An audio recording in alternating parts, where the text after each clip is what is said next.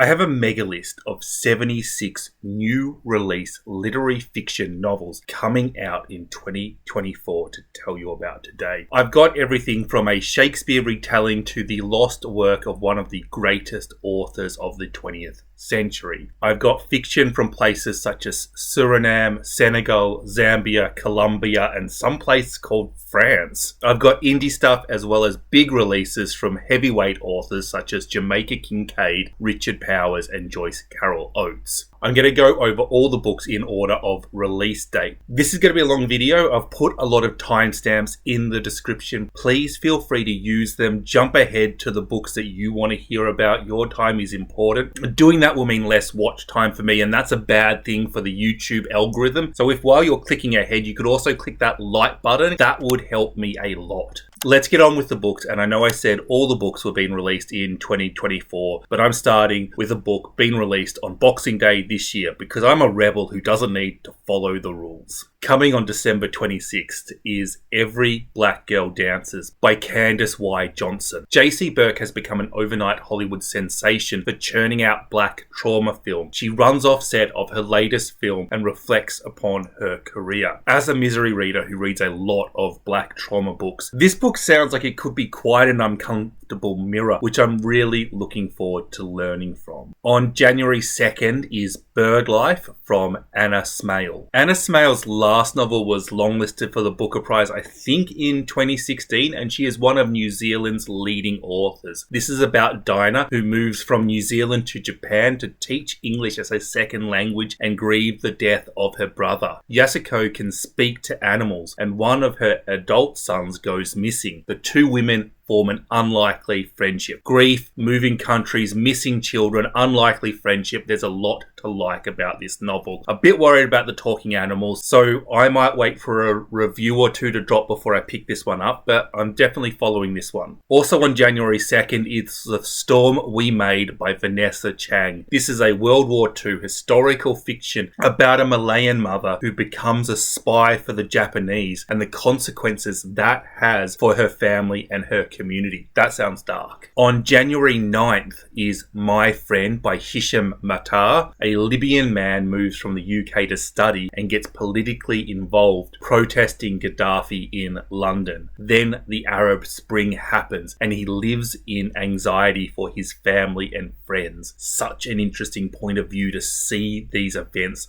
from. No Reservation by Sheryl Lister. Four friends have been planning a trip to Jamaica together since forever. Diane, Joy, and Rochelle have or are having big relationship problems, but Yvette has terminal cancer, so she makes it her dying wish that the three of them go to Jamaica and even wills them the money to do this. Grief, friendship, horrible relationships, and the prospect of healing. This is selling me. Poor Dear by Claire Oshetsky. Oshetsky's last novel was Chouette, about a woman who believes the father of her child was an owl, hence Chouette, which is French for owl. Poor Dear is about a woman who feels guilty about her role in the death of her friend and meets Poor Dear, who I assume from the cover is a deer, although that kind of looks like a donkey to me. Donkey, deer, anybody? Poor Dear is determined to make Margaret come to terms with her role in the death of her friend. Moving forward to January 16th, Mr. Jimmy from Around the Way by Jeffrey Blount. This is a story of a failed rich man who moves to a small, impoverished town to escape from his failings, only to find that the town has some massive problems which can't be solved with money, his default option. Books about money and power always suck me in. On January 23rd is Martyr by Kaveh Akbar. This is a weird one. Cyrus's mother died when her plane was accidentally shot down over Tehran. His father works in America in a factory killing chickens, and Cyrus is an alcoholic poet with an obsession for martyrs. And he starts to investigate his family history, only to discover his uncle used to ride towards battlefields to comfort the dying. And this book is apparently funny. It blends poetry and prose, and it's queer. This is such a strange concept. There's a lot going on here, and I'm putting this in the tell me more category. The Dirt in Our Skin by J.J. Anselmi. Two young boys take up BMX riding. One of their fathers is domineering, and one of their fathers commits suicide. the boys fall into a group of older bisexual pros. Friendship, figuring out sexuality, grief, father-son relationships, and doing death-defying bike tricks. I'm in. Womb City by Tlotlo Tsamaase. This is a Botswanian dystopian horror speculative fiction, mystery, fantasy, sci-fi. So I guess that's pretty much the definition of Afrofuturism then. Nella has everything she wants. Wealth, fame, a husband, and a child on the way. Except her husband controls her body with a microchip. And she just hit somebody in her vehicle. Knowing that the courts favour men, Nella decides that the sensible choice is to finish off her victim and bury the body. But then the ghost of her victim starts to haunt her loved ones. Afrofuturism is such a diverse genre, and I never know what I'm getting when I pick it up and read it. So I often think it's a good idea to wait for a couple of reviews to decide if it's one that I would like or would not like. But I know a lot of you who are watching are fans of speculative fiction, so read this book and report back. Tell me if you like it. On January 25th is Wild Houses by Colin Barrett. This book has already received praise from a bunch of fantastic authors. Sally Rooney, Colm Tobin, Brandon Taylor, Roddy Doyle,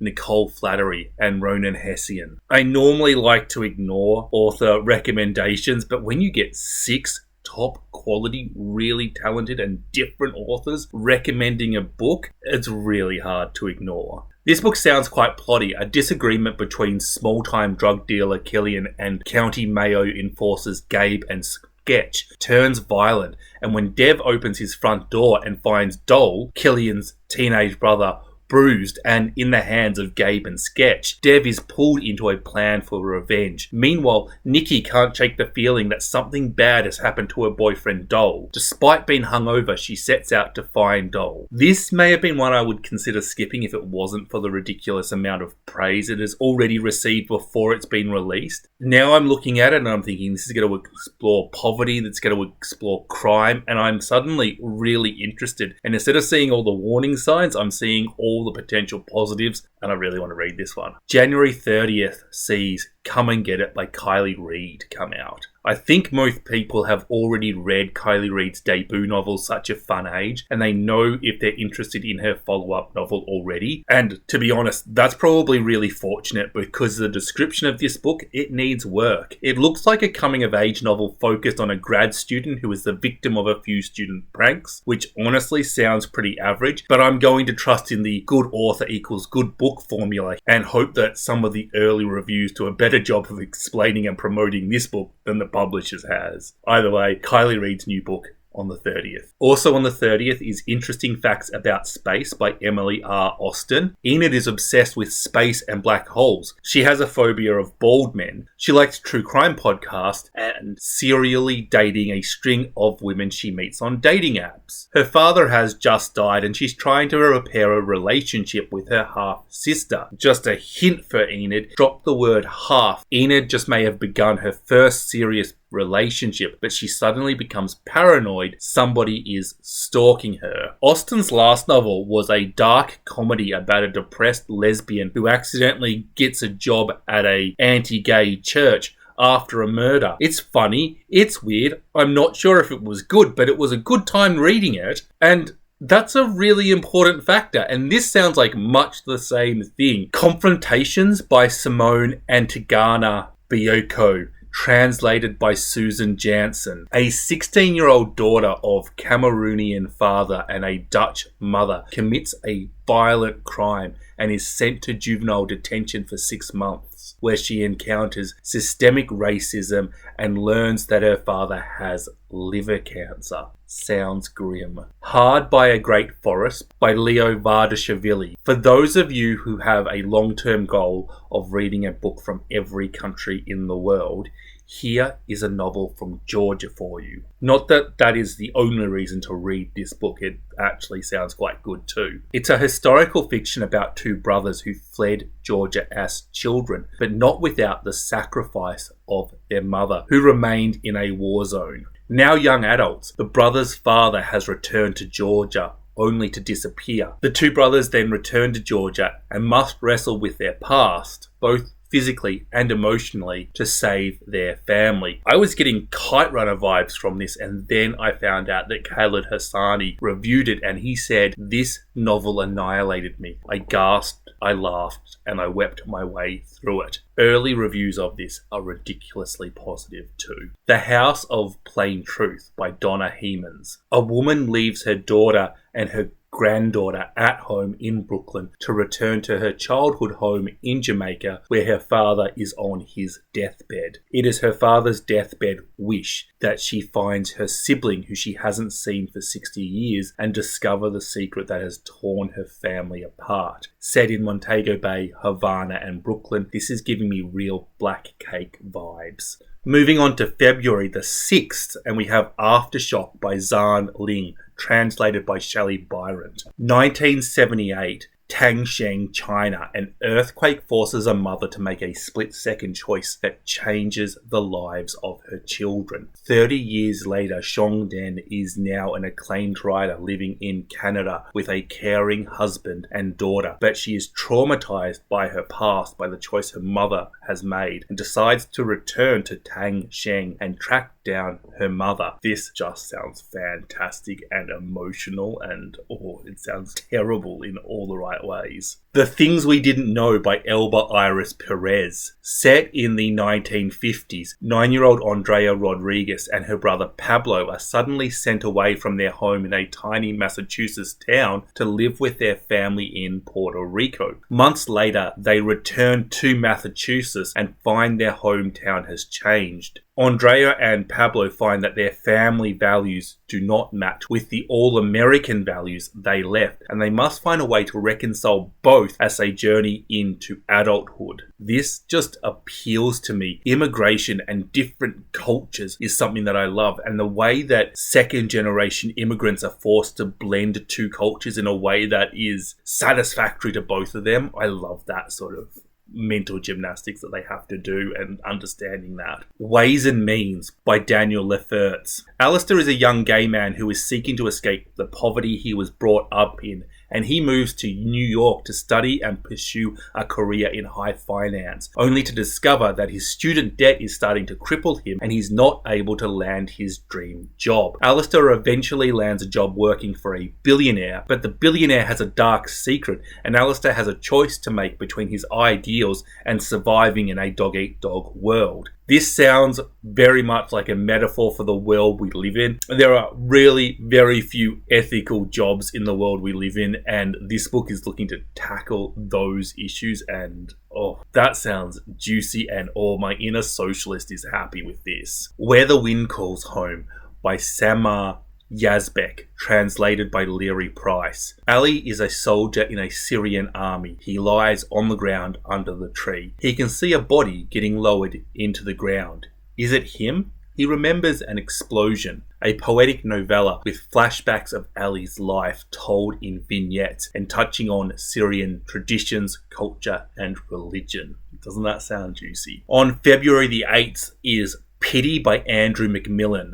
Set in a Yorkshire mining town, a father, now middle-aged, has to deal with a change in his identity as he can no longer work in the mines. His son works at a call centre but takes up a side hustle as a sex worker and part-time drag queen. It's got very positive early reviews, and it's one I'm really looking forward to reading. So if anybody at Canongate Book, who are a wonderful publishing house, by the way, want to get in contact with me about sending me an ARC, I'm all ears. On February the 20th is A Fire So Wild by Sarah Ruiz Grossman. Abigail is a wealthy woman having a birthday party in the hillside mansion, raising money for the city's affordable housing project. Sunny is a construction worker living in a van and who is in the running for an apartment if Abigail's party raises enough money. A devastating bushfire is approaching, something that will have consequences for both the rich and the poor alike. I think I'd like to know a little bit more about this book before I decide if it's for me or not, but I'm definitely keeping an eye on the reviews of this one. Affordable housing, money raising, wealth guilt, these are all things that interest me. We Are Only Ghosts, Jeffrey L. Richards.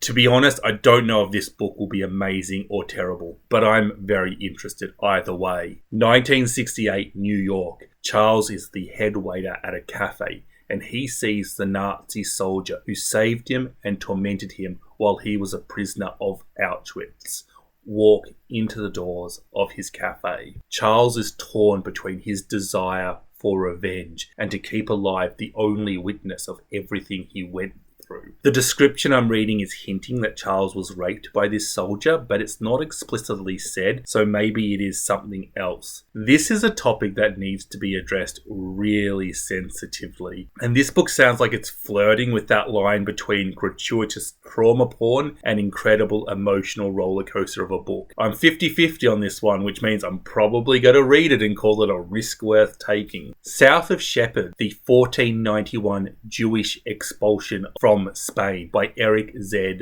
Wentrub. In 1492, Queen Isabella and King Ferdinand of Spain issue a decree. All Jews must convert to Catholicism or leave Spain. A historical fiction about Vidal, a Jewish doctor who is forced to make a choice between his home and his faith. He favours leaving, his wife favours converting. His oldest daughter is married to a Catholic man and she is staying. If he leaves, he will not see her again. That's a tough choice. Also, that's about 10, 12, 15 years into the Spanish Inquisition. Interesting time in Spanish history to read about, and not a particularly good time to be a Jew living in Spain. Or a Moor for that matter. On February 27th is Wandering Stars by Tommy Orange. This follows 3 timelines of Indigenous Americans. A survivor of the 1864 Sand Creek Massacre is sent to prison and forced to learn English and convert to Christianity. He is victimized by a sadistic prison guard, which, as I understand it, is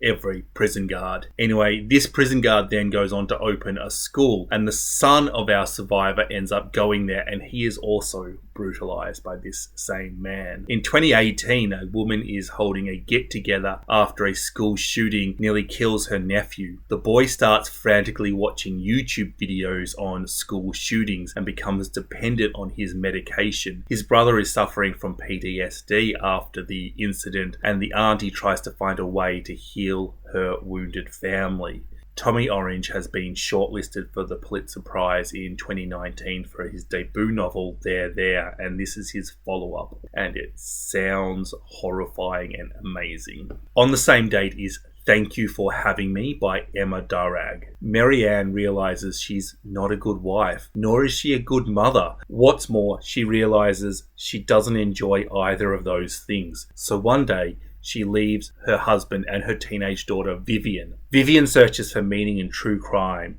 6 packs of beers, and boys. When Vivian grows up, she has a daughter of her own, Evie, and Vivian starts to understand the actions her mother took. Told in interconnected short stories, this book is being compared to Meg Mason's Sorrow and Bliss due to its blending of humour and mental health themes. Also, both authors being Australian. February 29th sees Remember by Elle Macquarie be released. And with a channel name such as mine, how can I not talk about this book? This is a black lesbian retelling of the Gunpowder Plot. The Gunpowder Plot is pushed back to the 1770s, and our protagonist, Delphin, is an escaped slave seeking to attack the heart of the transatlantic slave trade.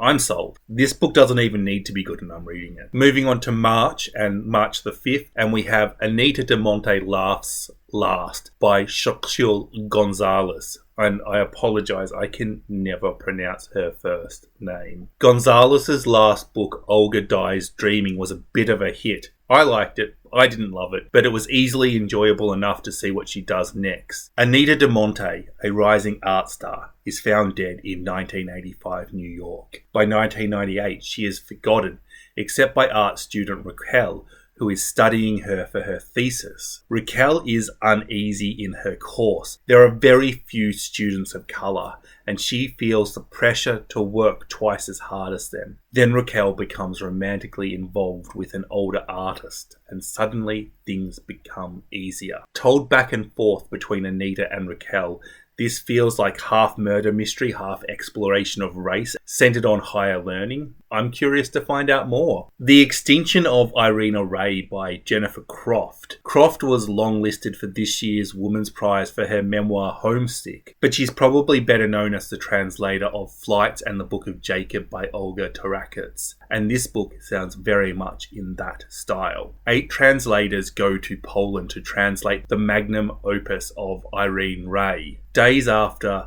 the translators arrive, Ray vanishes and the translators must investigate the surrounding forest for her. I don't really know what that's going to do or where that's going to go, but I'm very curious to find out a little bit more about this book. Say hello to my little friend, Jeanne Capo Cruet. Look, this book is not for me, but the description describes it as a cross between Scarface and Moby Dick, and I am sure somebody out there thinks that abomination sounds amazing, and I hope that person enjoys every second of this book. Piglet by Lottie Hazel. Piglet, who cannot get rid of an unfortunate childhood nickname, is the editor of a cookbook at a London publishing house.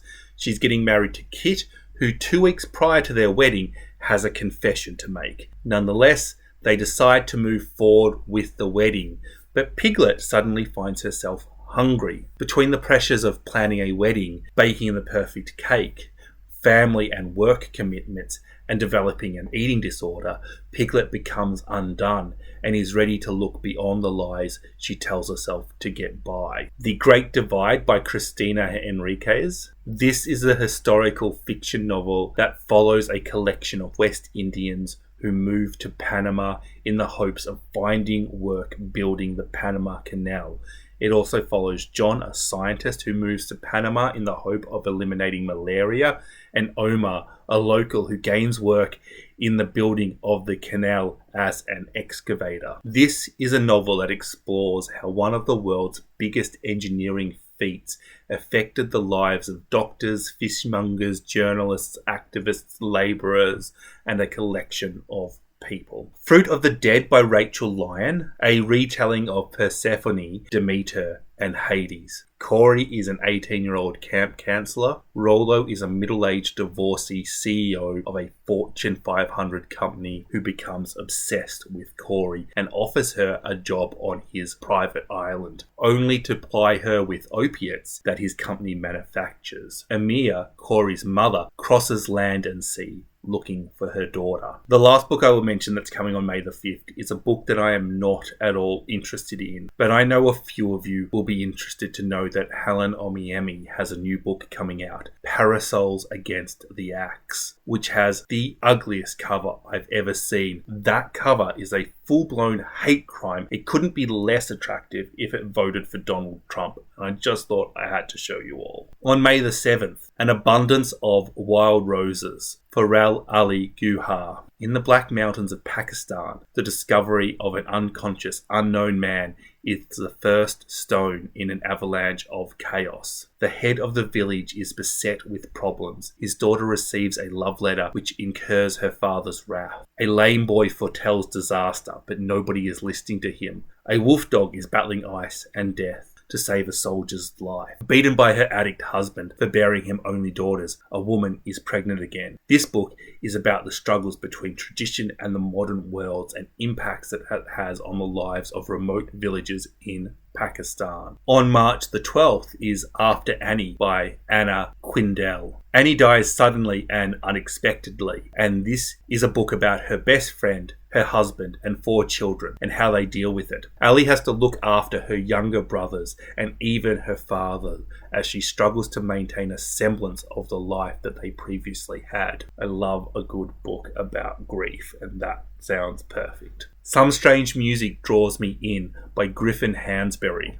In 1984, Mel meets Sylvia, a tough-as-nails trans woman, and this is the catalyst for Mel questioning her gender identity. Decades later, Max, formerly Mel, gets in trouble at a school he is teaching at for defying speech codes around trans identities.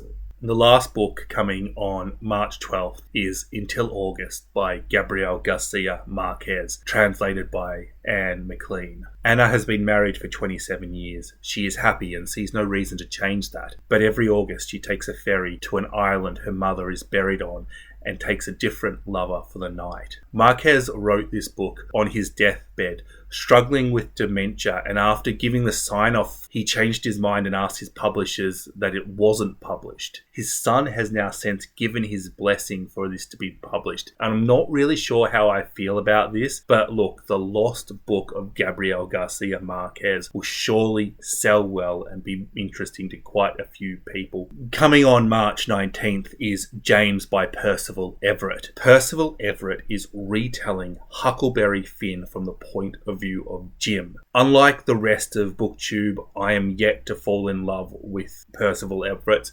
I wasn't a big fan of The Trees, I wasn't a big fan of Dr. No, but even I want to read this. This just sounds awesome. Annie Bot by Sierra Greer. This is advertising itself as a cross between Never Let Me Go and My Dark Vanessa. Annie Bot is created to be the perfect girlfriend for her human owner, Doug. She has dinner ready for him every night, adjusts her libido to suit his changes in mood. Doug says he loves that Annie's AI makes her seem like a real woman. So in an effort to impress Doug, she tries to learn how to become more human, adding secrecy, curiosity, and longing into her human traits. But by becoming more human, she is becoming less perfect, and her relationship with Doug becomes strained. Does Doug really want what he says he wants? And what does Annie want for herself? Jade by Ela Lee, a young lawyer at a fancy firm, wakes up after a work gala with no memory of how she got home. I'm going to read between the lines because the description doesn't flat out say it, but it sounds like our young lawyer is having to wrestle with the decision of how much sexual assault she is happy to put up with in order to climb the corporate ladder in the legal industry. But there's also a lot about masking identity and performing the roles expected of you in the description too. The Morning Side by Tia Aubrent. Tia Aubrent was, I think, and still is, the youngest ever winner of the Women's Prize in 2011. She's still in her mid-30s and she is releasing her third novel. Her short story, The Decameron Project, was released in 2020, and this is an expansion upon it. A dystopian focusing on mother-daughter relationships, sacrifice, economic collapse, and Balkan folkloric tales. I'm going to suggest that if you've read Tia Aubrent before, you know if you want to read more of her or not. And if you haven't read her, I think it's probably worthwhile trying her and finding out if she is an author for you. Those who love her really love her. March 26th, All the World Beside by Gerard Conley. A love story between two married men with children in Puritan New England and the messy fallout that involves. Sold. Glorious Exploits by Farida Lennon. Set in Sicily during the Penelopean Wars, a bunch of Athenians have been captured. So what is the logical thing to do? Use them to create a play. Medea in this case. This is a comedy come historical fiction and it does sound a little silly. On April 2nd is Clear by Curtis Davies. Set during the Highland clearances, this book follows John, an impoverished minister who accepts the job of clearing Ivar, the last inhabitant of a remote northern island. When John arrives, he has an accident. He falls down a cliff and is concussed and injured when Ivar finds him and starts nursing him back to health. The two men don't have common language, but John slowly starts to learn Ivar's tongue, and an unusual connection is formed between the two men. I'm curious as to where that's going to go. All We Were Promised, Ashton Lattimore. After escaping slavery, Charlotte runs to Philadelphia, but is trapped playing servant to her white passing father in order to evade the slave catchers. One day Charlotte spots Evie, a woman she knows from her life as a slave. Brought to Philadelphia by her master, Evie is still a slave, and Charlotte and her new friend Nell, a black abolitionist, hatch a plan to save Evie. A Good Happy Girl, Marissa Higgins. Helen is self-destructive, has a questionable relationship with her parents, and enjoys hooking up with lesbian couples. One day she meets Catherine and Katrina, two women with remarkably similar names, and they startle Helen with their emotional and sexual intensity. Catherine and Katrina probe Helen's life, revealing a childhood trauma that Helen has repressed. Then Helen's father calls, begging her to help him post parole, and Helen thinks that she has the ultimate bargaining chip to discover what's happened to her. Dayspring by Anthony Oliveira. This book is going to be controversial because it is a retelling of the story of Jesus from the point of view of the disciple he loves and the companionship in the days before the crucifixion. Somebody is trying to upset the church of conservative haters and homophobes. I'm really down for the shade. Henry by Alan Bratton. A clear retelling of Shakespearean's Henriade set during Brexit. The Henriade, for those who don't know, and I had to Google it, is Richard II, Henry IV Parts 1 and 2, and Henry V, where Henry V becomes the hero of the four plays. Hal Lancaster is 22, Catholic and gay. He's fresh out of Oxford and alternating between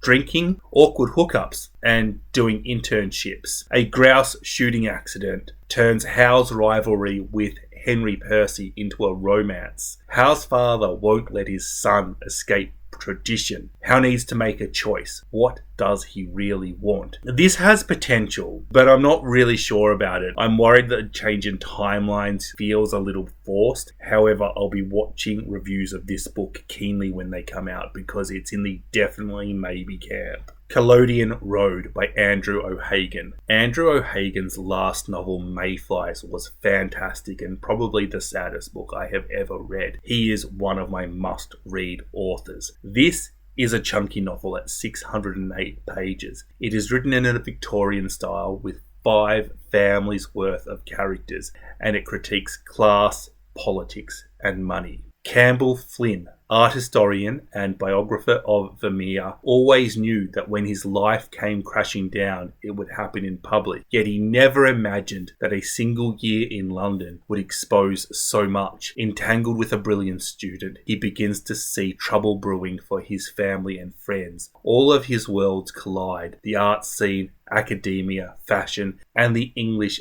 aristocracy. A dangerous force enters his life, and Collodion Road gives up its secret. April 3rd, The Work, Bri Lee. Bri Lee's debut novel, and she already has a reputation for writing some great non-fiction. A love story between Lally, a gallery owner in New York, and Pat, somebody struggling to establish himself in the antiquities scene in Sydney. Both Lally and Pat struggle to balance money with a love for art. Lally is a kingmaker and her gallery is taking off, while Pat is struggling to pay his rent. Guilt around money is a topic that I will always V-line for. I need to read more books discussing this. It's something I'm still trying to figure out myself, and I have some complex issues around. So I'm primed to have quite an emotional experience reading this one. Also, I'm very curious to see what a very talented non-fiction author can do in the fiction genre. The Lion's Den,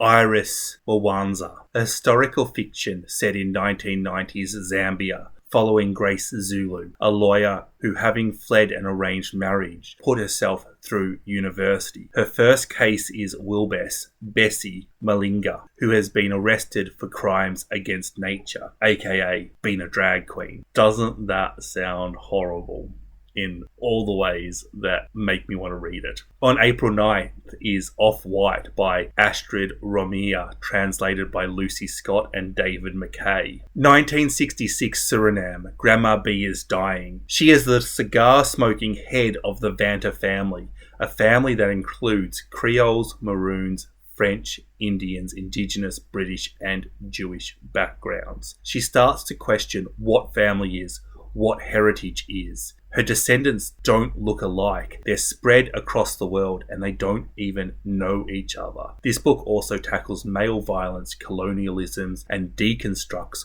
what it means to be white. On April 11th is The Borrowed Hills by Scott Preston, an American Western set in Cumbria and involving sheep rustling in the time of foot and mouth disease. This is a novel designed to give voice to a rural British way of life in danger of being forgotten. and it is such a unique sounding book. April 16th, Evenings and Weekend, Ossian McKenna. Maggie is a once hopeful art student, now a waitress and pregnant. She's leaving London, the city she loves, and the life she imagined for herself, with father-to-be Ed. Bike courier Ed is looking forward to a fresh start with Maggie and his new child. Most of all, he wants to run away from random hookups with men in train station bathrooms and his secret past with Maggie's best friend Phil. Phil hates his office job, lives for the weekend, and is on the brink of his first relationship with his roommate Keith, who he lives with in an illegal warehouse commune. Sounds like a delicious, messy, complex relationship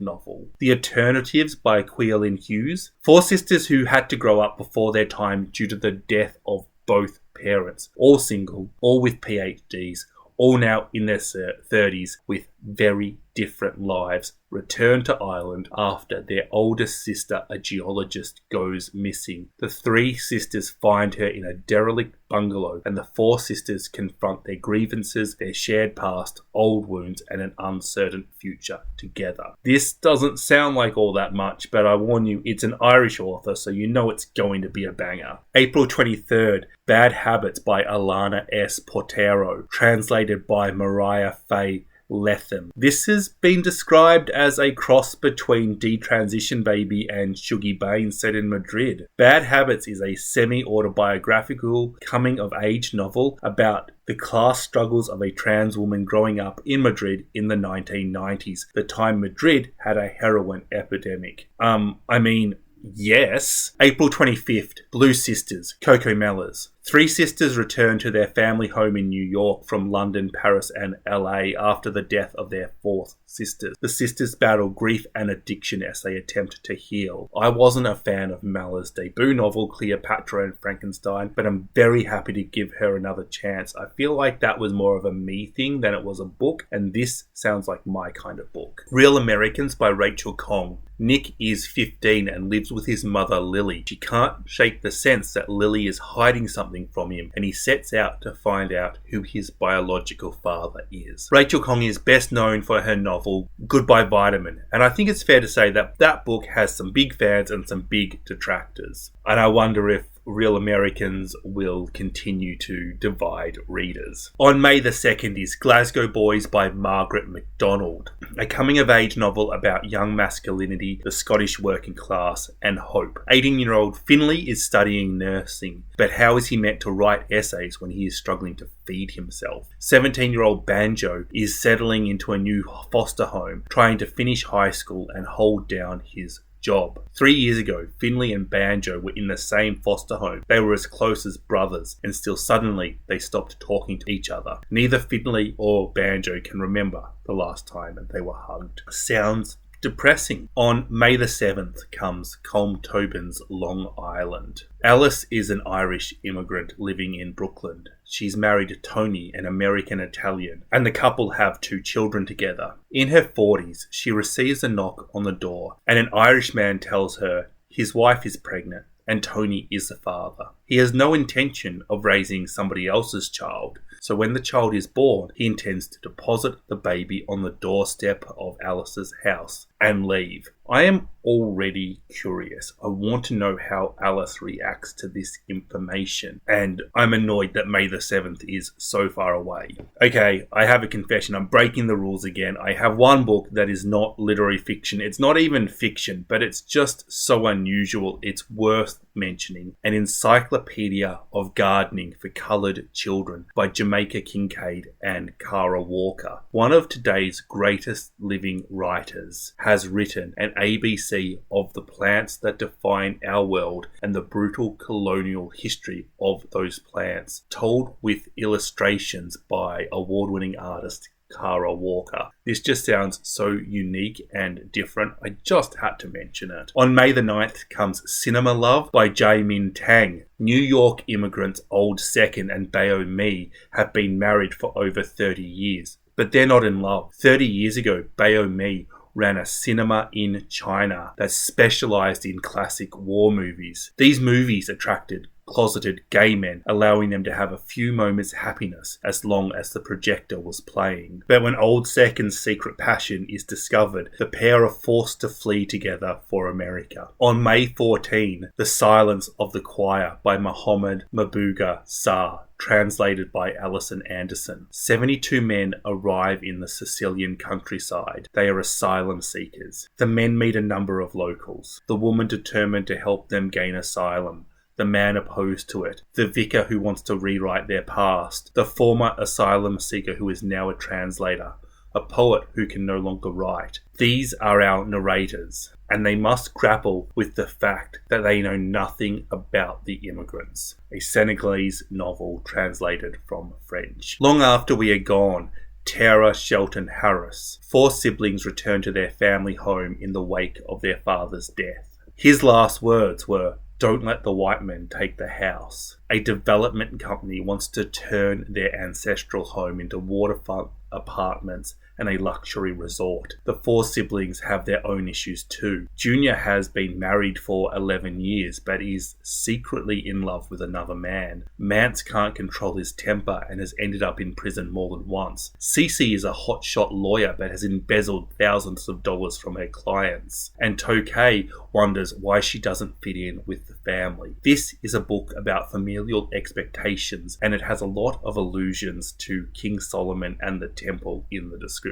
On May 16th is Passion Tide by Monique Roffey. This is the follow-up novel to her Costa Prize winning The Mermaid of the Black Conch, and it's another book that has lots of praise from lots of big-name authors. This time it's Bernardine Evaristo, Bridget Collins, Claire Chambers and Maggie O'Farrell. And if Maggie O'Farrell and Bernardine Evaristo both praise a book, then you just have to read it. It's the rule. This is a book about 4 women who spark a revolution on a Caribbean island. That's really all we know about the book at the moment. I expect the publishers might release a little bit more details soon, but still, that's enough for me to say, tell me more. On May 21st is Butcher, the latest novel from prolific author Joyce Carol Oates, based on the real-life figure of Dr. Silas Weir Mitchell, who was the doctor of Charlotte Perkins Gilman's and the inspiration for her short story The Yellow Wallpaper, which is brilliant and everybody should read it. But not what this book is about. Humiliated by a procedure gone terribly wrong, Weir is forced to take a position at a New Jersey asylum for female lunatics where he reigns. There he is allowed to continue his practice unchecked, subjecting women to grotesque modes of experimentation and becoming obsessed with Bridget, a young Irish indentured servant who becomes Weir's primary experimental subject. Far Away the Southern Sky by Joseph Andreas, translated by Simon Lesser. French author Joseph Andreas and translator Simon Lesser's last novella, Tomorrow They Won't Dare to Murder Us, was intense and lived up to that provocative title. Their next novella is about Ho Chi Minh and his time in Paris as a young, shy refugee. 6 years later, he will have become the leader of Vietnamese independence and founded the French Communist Party. Andreas is getting a reputation for retelling grim pieces of historical fiction with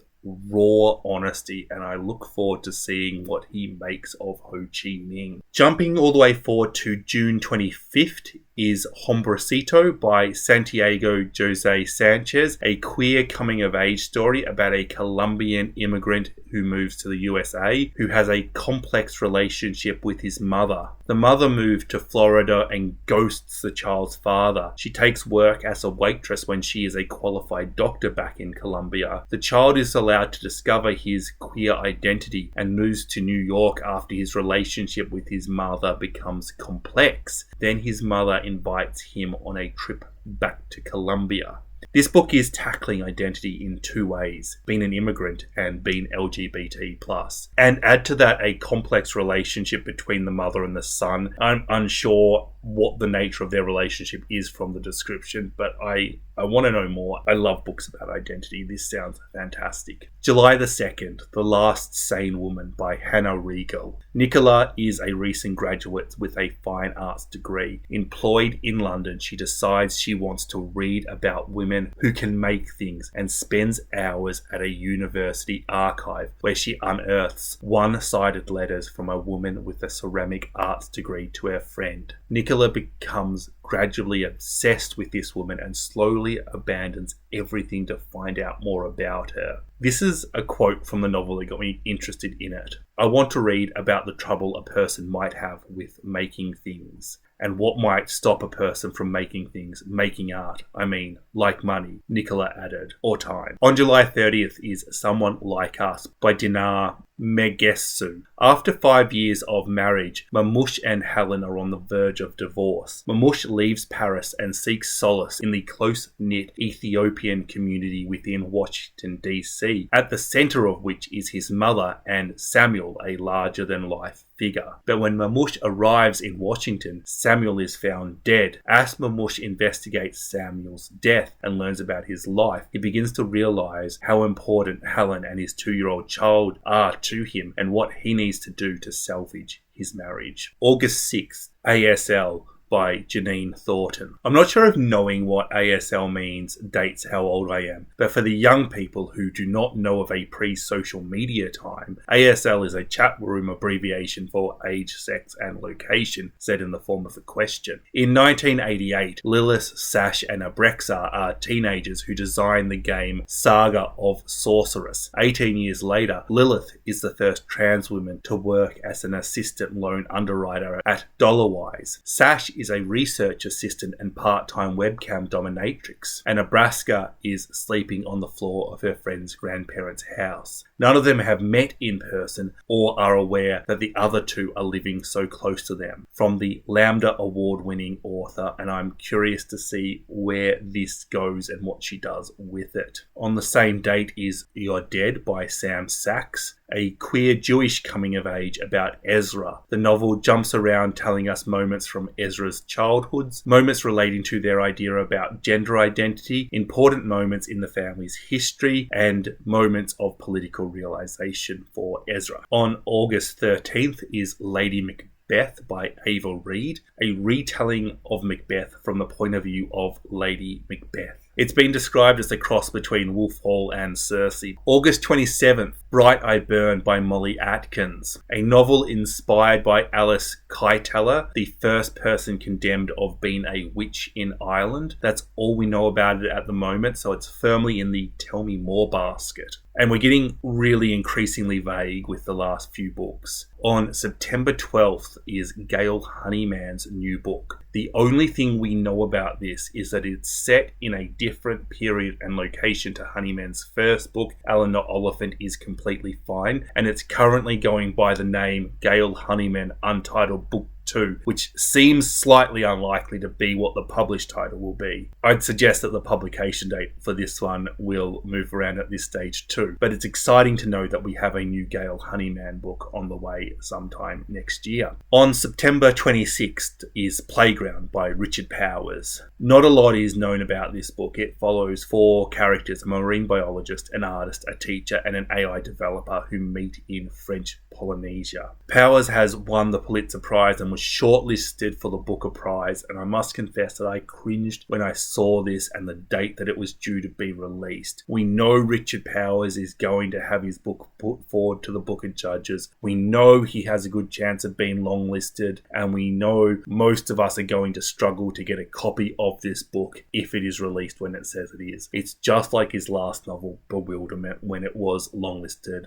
for the Booker Prize. So I really hope the dates are pushed forward or back on this one. I'd like to thank my wonderful Patreons for their support. If you've made it to the end of this video, thank you, and why not tell me which books you're most looking forward to reading in the comment section, be it from this list or from your own research. I hope you've been rewarded by finding something new to put on your 2024 TBR. Please remember to like this video and subscribe if you haven't already. Bye bye. And the English aristocracy Arist.